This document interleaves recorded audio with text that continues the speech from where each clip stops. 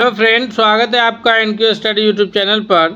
सक्षमता परीक्षा के तीसरे चरण से संबंधित यह महामैराथन प्रश्नों का सीरीज लेकर के आए हैं, जिसमें हम लोग जो है विभिन्न विषयों पर आधारित ऐसे प्रश्नों को देखेंगे जो पिछले सक्षमताओं में पूछे गए हैं। आइए देखते हैं।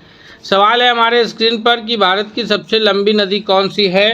तो भारत में जितनी भी नदी प्रवाहित होती है उसमें अगर सबसे लंबी नदी की बात की जाए तो वह है गंगा नदी। ऑप्शन बी यहाँ पहले नंबर प्रश्न का सबसे करेक्ट आंसर होगा।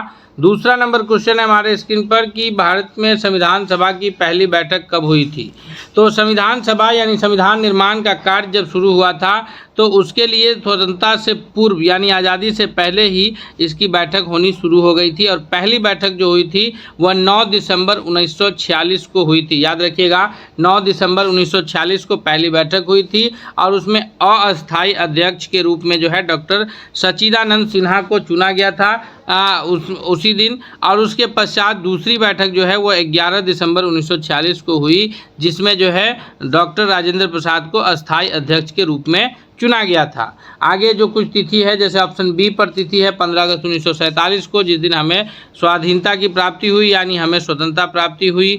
26 नवंबर 1949 है, जिस दिन जो है संविधान सभा ने संविधान निर्माण करके उसे एडॉप्ट कर लिया। और 26 जनवरी 1950 है कि संविधान जो हमारा निर्माण हो चुका था उसे पूर्ण रूप से पूरे देश में 26 जनवरी 1950 को लागू किया गया। यानी इसमें दूसरा नंबर प्रश्न में जितने भी ऑप्शन हैं सभी कहीं ना कहीं किसी न किसी प्रश्न का उत्तर छिपा है। याद रखिएगा। अगले प्रश्न की ओर बढ़ते हैं। दोस्तों, हम सभी प्रश्नों को इसी प्रकार से आपको व्याख्या करते हुए बताएंगे, इसलिए आपसे रिक्वेस्ट है कि अगर आप हमारे चैनल पर अब तक नए हैं, चैनल को सब्सक्राइब नहीं किया है तो प्लीज़ चैनल को सब्सक्राइब कीजिए और अगर आपको यह क्लास पसंद आए तो दोस्तों के बीच भी शेयर कीजिए। सवाल है कि संयुक्त राष्ट्र संघ का प्रधानालय यानी प्रधान कार्यालय उसका कहाँ स्थित है। तो संयुक्त राष्ट्र संघ का जो प्रधान कार्यालय है वह स्थित है न्यूयॉर्क में। ऑप्शन बी यहाँ तीसरे नंबर प्रश्न के लिए सबसे करेक्ट आंसर के रूप में उत्तर जाना जाएगा। अगले प्रश्न की ओर बढ़ते हैं। सवाल है कि ग्रीनविच किस देश से होकर के गुजरती है। तो हम लोग ये जानेंगे कि प्राइम मेरिडियन ग्रीनविच कहते किसको हैं। तो 0 डिग्री देशांतर जो है, जब आप भूगोल पढ़ेंगे और उसमें पृथ्वी को जब आप उत्तर से दक्षिण ध्रुव की ओर मिलाने वाली काल्पनिक रेखा की बात करेंगे, जो ऊपरी ध्रुव है वो उत्तर ध्रुव है, जो निचली ध्रुव है वो दक्षिणी ध्रुव है, और इसको जो मिलाने वाली काल्पनिक रेखाएं हैं ये क्या कहलाता है, ये देशांतर कहलाता है। और जो 0 डिग्री देशांतर है जो इंग्लैंड के शहर ग्रीनविच से होकर के गुजरती है तो वो 0 डिग्री देशांतर है। उसके पूरब में जो देश है वह ग्रीनविच से उसका समय आगे है और उस 0 डिग्री देशांतर के पश्चिम में जो देश है उसका समय ग्रीनविच से पीछे है। चूँकि भारत की स्थिति 68 डिग्री 7 मिनट से शुरू होकर के 97 डिग्री 25 मिनट पूर्वी देशांतर में स्थित है, तो इसलिए भारत का समय ग्रीनविच से आगे है। लेकिन भारत ने अपना मानक समय कितना रखा है, तो भारत अपना मानक समय रखा है 82.5 डिग्री पूर्वी देशांतर। तो इस हिसाब से चूँकि 1 डिग्री देशांतर को पार करने में 4 मिनट का समय लगता है, तो अगर आप इसको कैलकुलेट करेंगे तो भारत का समय जो है ग्रीनविच से 5 घंटा 30 मिनट आगे है। कितना है, 5 घंटा 30 मिनट। यानी अगर आपको अभी सुबह के अगर 9 बज रहे हैं तो ग्रीनविच पर 5 घंटा 30 मिनट आप समय पीछे करके पता कर सकते हैं कि इंग्लैंड का समय क्या हो रहा होगा। यानी यहाँ पर ऑप्शन चौथा का बी सबसे करेक्ट आंसर है। अगले प्रश्न की ओर बढ़ते हैं। सवाल है 5वां कि विश्व की सबसे लंबी पर्वतमाला कौन सी है। जी हाँ, विश्व की सबसे लंबी पर्वतमाला पूछी जा रही है। कंफ्यूज नहीं होइएगा, आप हिमालय नहीं क्लिक कीजिएगा। यहाँ पर एंडीज पर्वतमाला जो है वो विश्व की सबसे लंबी पर्वतमाला है और हिमालय जो है वो विश्व की सबसे ऊंची चोटी वाली पर्वतमाला है। क्योंकि विश्व की जो सबसे ऊंची चोटी है जिसको हम लोग जो है एवरेस्ट के नाम से जानते हैं वो हिमालय पहाड़ का हिस्सा है। अगले प्रश्न की ओर बढ़ते हैं। सवाल है कि सवाना किस प्रकार की जलवायु का उदाहरण है। जी हाँ, सवाना जो है यह उष्णकटिबंधीय जलवायु है, यानी यहाँ सालों भर गर्मी पड़ती है, उस प्रकार की जलवायु है। उष्णकटिबंधीय जलवायु का अर्थ यह है कि जब आप इसे यहाँ पर अक्षांशीय हिसाब से देखेंगे तो यह कर्क रेखा यानी 23.5 डिग्री उत्तरी अक्षांश और मकर रेखा 23.5 डिग्री दक्षिणी अक्षांश के बीच का जो जगह है यह कहलाता है उष्णकटिबंधीय क्षेत्र, और इसमें जो है जो घास के पौधे उगते हैं या इसकी जो जलवायु है ये सवाना के नाम से जानी जाती है। यानी यहाँ ऑप्शन बी करेक्ट आंसर हो जाएगा कि उष्णकटिबंधीय घास भूमि। अगले प्रश्न की ओर नेक्स्ट सवाल है हमारे स्क्रीन पर कि भारत की कौन सी नदी त्रिवेणी संगम का हिस्सा नहीं है। तो त्रिवेणी संगम यानी 3 नदी एक जगह मिलकर के जो संगम का निर्माण करती है, तो आप जानते हैं कि गंगा, यमुना और सरस्वती मिलकर के इलाहाबाद, जो कि प्रयागराज के नाम से अब जाना जाता है, उत्तर प्रदेश के शहर इलाहाबाद में मिलती थी। तो यहाँ पर गोमती उसका हिस्सा नहीं है, ऑप्शन डी करेक्ट आंसर हो जाएगा। और गंगा, यमुना, सरस्वती जो है ये तीनों का संगम इलाहाबाद में था। प्रयागराज के नाम से इसको अब जानते हैं। प्रयाग का अर्थ ही होता है संगम, जिसमें से सरस्वती नदी अब विलुप्त हो चुकी है, फिर भी गंगा यमुना का संगम अभी भी जो है इलाहाबाद में है। अगले प्रश्न की ओर बढ़ते हैं। सवाल है कि गोदावरी को दक्षिण भारत की गंगा क्यों कहा जाता है। तो एक तो प्रश्न आपके प्रश्न में ही बन गए कि दक्षिण भारत की गंगा कौन कहलाती है, तो गोदावरी नदी कहलाती है। अब है कि गोदावरी को दक्षिण भारत की गंगा कहते क्यों हैं, तो इसका जो सही उत्तर है दोस्तों कि इसकी लंबाई जो है वो सबसे अधिक है दक्षिण में, इसलिए इसको दक्षिण भारत की गंगा के नाम से जानते हैं। सवाल है कि किस नदी पर हीराकुंड बांध स्थित है। हीराकुंड बांध जो है यह किस नदी पर स्थित है, तो इसका जो सही उत्तर है कि यह महानदी पर उड़ीसा में स्थित है। यानी 9वां नंबर प्रश्न के लिए ऑप्शन ए करेक्ट आंसर है। अगले प्रश्न की ओर बढ़ते हैं। सवाल 10वां है कि भारत में सबसे लंबी अंतःस्थलीय नदी कौन सी है। यानी इनलैंड नदी से मतलब ये है कि जो नदी समंदर में पहुंचने से पहले ही विलुप्त हो जाती है, वो अंतःस्थलीय नदी के रूप में जानी जाती है। तो अंतःस्थलीय नदी, जैसे अगर हम लोग बात करें अन्य जितनी भी नदियां हैं, जैसे अगर सिंधु नदी है तो उसका पानी अरब सागर में जाकर के गिरता है, गंगा नदी है तो उसका पानी जो है बंगाल की खाड़ी में जाकर के गिरता है, या जो अन्य नदियां हैं जैसे गंगा की सहायक नदी यमुना है तो उसका पानी यमुना का आकर के गंगा में मिलता है, फिर गंगा के साथ वो पानी बंगाल की खाड़ी में गिरता है। लेकिन इस प्रकार की लूनी एक ऐसी नदी है जिसका पानी बिना किसी नदी में मिले हुए वो समतल में ही विलुप्त हो जाती है। यानी जब वो गुजरात के कच्छ के रण की तरफ पहुंचती है तो वो पानी या फिर जैसे राजस्थान में अगर वो नदी पहुंचती है तो फिर वहाँ के मरुस्थल में वो नदी विलुप्त हो जाती है, तो वो लूनी नदी है जो अंतःस्थलीय सबसे लंबी नदी के रूप में जानी जाती है। नेक्स्ट प्रश्न है कि दृश्य प्रकाश का सबसे अधिक अपवर्तित रंग कौन सा है। यानी जो प्रकाश में कौन से रंग का विचलन सबसे अधिक होता है। जी हाँ दोस्तों, तो जिस रंग का विचलन सबसे अधिक होता है वह है ऑप्शन सी बैंगनी रंग, इसका विचलन सबसे अधिक होता है, यानी यह प्रकाश की किरण सबसे अधिक अपवर्तित होती है। नेक्स्ट सवाल है कि डीएनए का खोज किस वैज्ञानिक ने किया था। जी हाँ, तो डीएनए का खोज करने वाले वैज्ञानिक का नाम है वाटसन और क्रिक, ऑप्शन बी करेक्ट आंसर। 13 है कि मानव शरीर में सबसे कठोर ऊतक यानी सबसे जो हार्ड टिश्यू है वह कौन सा है। तो सबसे जो कठोर ऊतक है मानव के शरीर का वह है एनामेल, यानी टूथ एनामेल जो है वो सबसे कठोर ऊतक है। 13वां नंबर प्रश्न के लिए ऑप्शन सी करेक्ट आंसर होगा। दोस्तों हम लोग जो है अभी विज्ञान से रिलेटेड प्रश्न को देख रहे हैं, आगे भारतीय राष्ट्रीय आंदोलन है और भी अन्य जो आधारित प्रश्न है सभी को देखेंगे। इसलिए फिर हम आपसे एक बार रिक्वेस्ट करते हैं कि अगर आप हमारे चैनल पर अब तक नए हैं, चैनल को सब्सक्राइब नहीं किया है तो ज़रूर कीजिए। आपको हम सभी प्रकार के जीके प्रश्न उपलब्ध कराएंगे जिससे आपका परीक्षा में आने वाला कोई भी प्रश्न नहीं छूटेगा, इसकी हम गारंटी लेते हैं। सवाल है कि मिर्गी के इलाज में कौन सी गैस उपयोगी होती है। तो मिर्गी का जो इलाज है उसमें जो सबसे उपयोगी गैस के रूप में उत्तर जाना जाएगा 14वां नंबर प्रश्न का, वह है nitrous oxide, option D. Nitrous oxide जो है सबसे उपयोगी गैस के रूप में उत्तर जाना जाता है। अगला क्वेश्चन है कि कौन सी विटामिन सूर्य के प्रकाश से हमें प्राप्ति हो जाती है।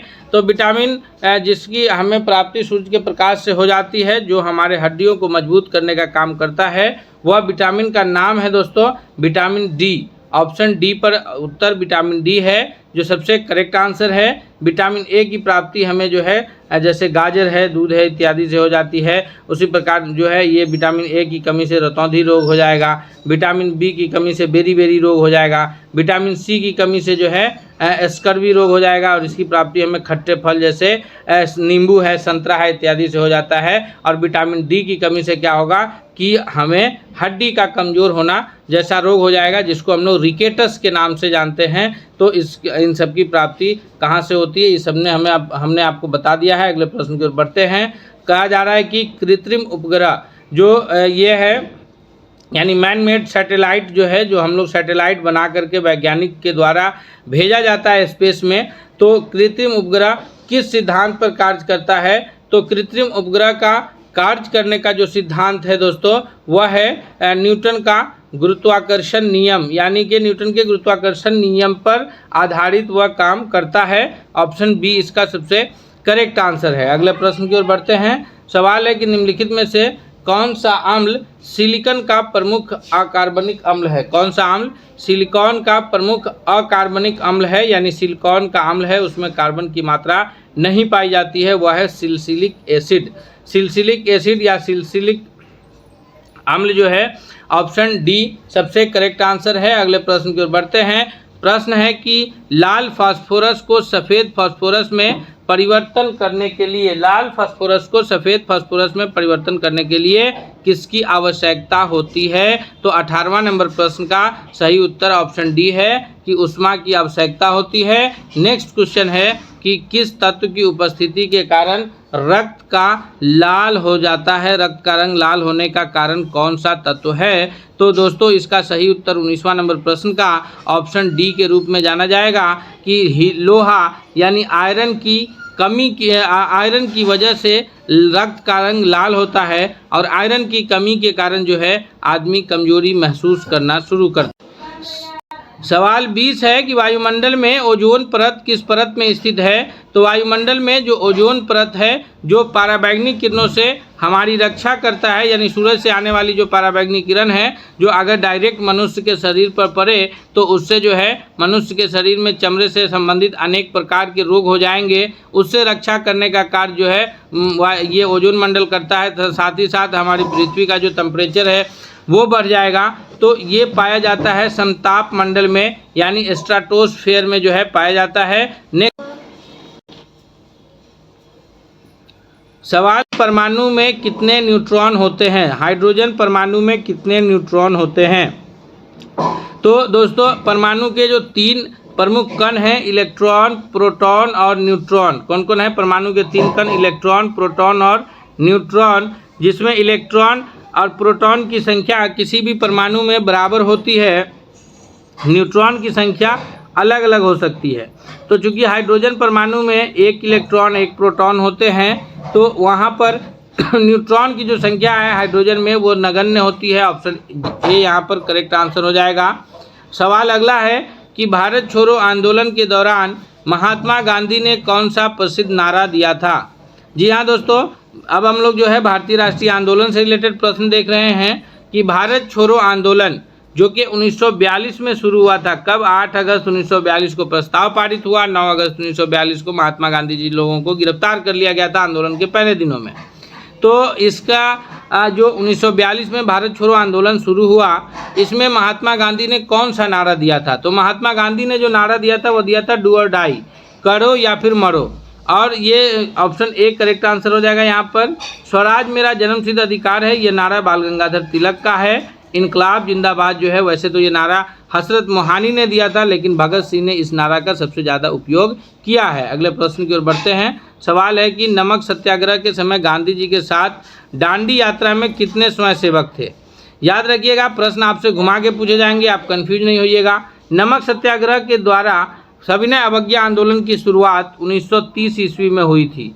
गांधी जी अपने 78 अनुयायियों के साथ 12 मार्च 1930 को, सब याद रखिएगा आप, 1930 को गांधी जी निकले थे। कहाँ से? साबरमती आश्रम से। और पहुँचे कहाँ थे? दांडी, जहाँ पर नमक बना करके नमक कानून को तोड़े थे। कब? 6 अप्रैल 1930 को। 24 दिन का समय लगा था। तो आप सभी बात याद रखेंगे। 78 अनुयायी थे, 24 दिन का समय लगा था, 12 मार्च 1930 को गए थे और 6 अप्रैल 1930 को नमक बना करके नमक कानून तोड़े थे। और इस दिन से नमक सत्याग्रह के द्वारा सविनय अवज्ञा आंदोलन की शुरुआत हुई थी। अगले प्रश्न की ओर बढ़ते हैं। सवाल है कि संविधान सभा का अस्थायी अध्यक्ष कौन था? दोस्तों हमने शुरुआती प्रश्नों में, पहले या दूसरे प्रश्नों में आपको बताए हैं कि संविधान सभा की जब दूसरी बैठक 11 दिसंबर 1946 को, कब? 11 दिसंबर 1946 को संविधान सभा की दूसरी बैठक हुई। उसमें संविधान सभा का अस्थाई अध्यक्ष चुना गया था? किनको? Doctor Rajendra Prasad, option C correct answer होगा। उससे पहले 2 दिन पहले 9 दिसंबर 1946 को संविधान सभा का अस्थायी अध्यक्ष डॉक्टर सच्चिदानंद सिन्हा को चुना गया था। नेक्स्ट प्रश्न है हमारे स्क्रीन पर, सवाल है कि संविधान सभा ने संविधान को कब अपनाया था? तो हमने ये प्रश्न भी आपको बताया था। आप अगर इसका उत्तर जानते हैं तो हमें कमेंट करके बताइए। 25वां नंबर प्रश्न को हम आपके लिए छोड़ रहे हैं क्योंकि हमने पीछे इसका उत्तर बताया है। आप इसे हमें कमेंट करके इसका सही जवाब बताएं। अगला प्रश्न है कि संविधान सभा का गठन किस योजना के तहत हुआ था? तो संविधान सभा का जो गठन है यह मुख्य रूप से कैबिनेट मिशन योजना, जी हाँ, कौन सी योजना के तहत हुआ था? तो कैबिनेट मिशन योजना के तहत हुआ था, यानी इसका 26वां नंबर प्रश्न का ऑप्शन सी करेक्ट आंसर हो जाएगा। नेक्स्ट सवाल है कि अलीगढ़ आंदोलन जो है वो किससे संबंधित है? अलीगढ़ आंदोलन कहिए या फिर अलीगढ़ तहरीक के नाम से जाना जाता है। यह अलीगढ़ आंदोलन और तहरीक एक ही वर्ड है, तहरीक उर्दू में कहते हैं। आंदोलन जो है यह मुख्य रूप से मुसलमानों के शैक्षणिक उत्थान से संबंधित आंदोलन है। ऑप्शन बी यहाँ करेक्ट आंसर है। नेक्स्ट प्रश्न की ओर बढ़ते हैं कि सुरेंद्र नाथ बनर्जी ने कौन सा समाचार शुरू किया था? सुरेंद्र नाथ बनर्जी या एस.एन. बनर्जी के जो कि संबंध आपका बंगाल से था, अर्थात इनके नाम से ही याद रखिएगा, बंगाल से इनका संबंध था। द बंगाली समाचार पत्र की शुरुआत जो है सुरेंद्र नाथ बनर्जी के द्वारा किया गया था। दोस्तों, हम एक एक महत्वपूर्ण प्रश्नों को आपके लिए कवर कर रहे हैं, इसलिए आपसे फिर एक बार रिक्वेस्ट करते हैं कि अगर आप हमारे चैनल पर नए हैं, चैनल को सब्सक्राइब नहीं किया है तो प्लीज़ आप चैनल को जरूर सब्सक्राइब कीजिए और साथ ही साथ बेल आइकन को प्रेस कीजिए ताकि हर अपडेट आप तक सबसे पहले पहुंचे। सवाल है कि फिरोज शाह मेहता किसके संस्थापक सदस्यों में से एक थे? तो फिर ये जो अलग अलग एसोसिएशन बने, मुस्लिम लीग जिसकी स्थापना 1906 ईस्वी में बंगाल के ढाका में हुई, तो अभी जो है वर्तमान में पश्चिम बंगाल का नहीं बल्कि यह बांग्लादेश की राजधानी ढाका है। उस वक्त जो है यह पूर्वी बंगाल की राजधानी ढाका हुआ करती थी। 1905 में क्योंकि कर्जन ने पूर्वी बंगाल और पश्चिम बंगाल को विभाजित कर दिया था, तो अभी 1906 में इसकी स्थापना हुई। इंडियन नेशनल कांग्रेस जिसकी स्थापना 1885 को मुंबई में हुई, या फिर आर्य समाज या गदर पार्टी जिसकी स्थापना लाला हरदयाल के द्वारा 1913 में किया गया। तो इसमें से किसके संस्थापक रहे हैं? तो ऑप्शन बी करेक्ट आंसर है कि फिरोज शाह मेहता जो है भारतीय राष्ट्रीय कांग्रेस के संस्थापक सदस्यों में से रहे हैं। सवाल है कि हिंद स्वराज नामक पुस्तिका किसने और कब लिखी? हिंद स्वराज पुस्तक के लेखक कौन हैं और कब लिखा गया? तो हिंद स्वराज पुस्तक के लेखक जो है वह महात्मा गांधी हैं और यह लिखा कब गया है? तो 1909 ईस्वी में। ऑप्शन बी यहाँ पर सबसे करेक्ट आंसर के रूप में उत्तर जाना जाएगा। नेक्स्ट प्रश्न है कि किस अधिवेशन में कांग्रेस ने सविनय अवज्ञा आंदोलन शुरू करने का निर्णय लिया था? तो सविनय अवज्ञा आंदोलन जो शुरू हुआ है 1930 में, तो ऑप्शन डी करेक्ट आंसर हो जाएगा कि मुंबई अधिवेशन 1930 में जो है सविनय अवज्ञा आंदोलन शुरू करने का निर्णय लिया गया था। और उससे पहले लाहौर में 1929 में अधिवेशन हुआ था, उसमें पूर्ण स्वाधीनता यानी पूर्ण स्वाधीनता मनाने का ये लिया गया था और इसी के तहत 26 जनवरी 1930 को रावी नदी के तट पर झंडा फहरा करके पूर्ण स्वाधीनता दिवस मनाया भी गया था। अगले प्रश्न की ओर बढ़ते हैं। सवाल है कि भारत को डोमिनियन स्टेट देने की बात सबसे पहले किसने किया था? तो भारत को डोमिनियन स्टेट देने की बात जो है वो सबसे पहले मुख्य रूप से नेहरू रिपोर्ट जो कि मोतीलाल नेहरू के द्वारा 14 सूत्री मांग के रूप में पेश किया गया था, उसी में 1928 में ही किया गया था। अगले प्रश्न की ओर बढ़ते हैं। जलियांवाला बाग हत्याकांड की जांच के लिए किस समिति का गठन किया गया था? जलियांवाला बाग हत्याकांड जो कि 1919 में हुआ, तो इसकी जांच करने के लिए कौन सी समिति बनाई गई थी या किस समिति का गठन किया गया था? तो सही उत्तर ऑप्शन बी है कि हंटर कमीशन के द्वारा जो है जलियांवाला बाग हत्याकांड की जांच के लिए समिति बनाई गई थी। नेक्स्ट सवाल है कि हर्यक वंश के किस शासक ने पहली बार बौद्ध धर्म को एक महासभा या संगीति का आयोजन कराया था?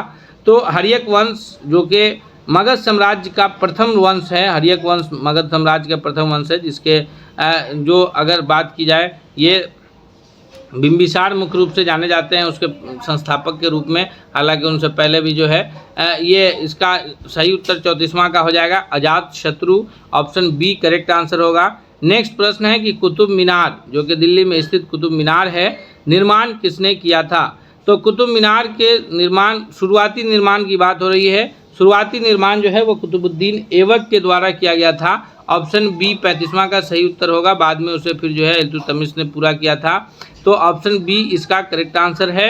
नेक्स्ट है कि मौर्य काल में अमात्य का कार्य क्या था? अमात्य एक पद हुआ करता था, उसका क्या कार्य हुआ करता था मौर्य काल में? तो दोस्तों अमात्य जो पद था इसका मुख्य रूप से जो कार्य था मौर्य काल में 36वां का, वह था प्रशासनिक सहायता देना, यानी ऑप्शन डी 36वां नंबर प्रश्न का ऑप्शन डी करेक्ट आंसर है।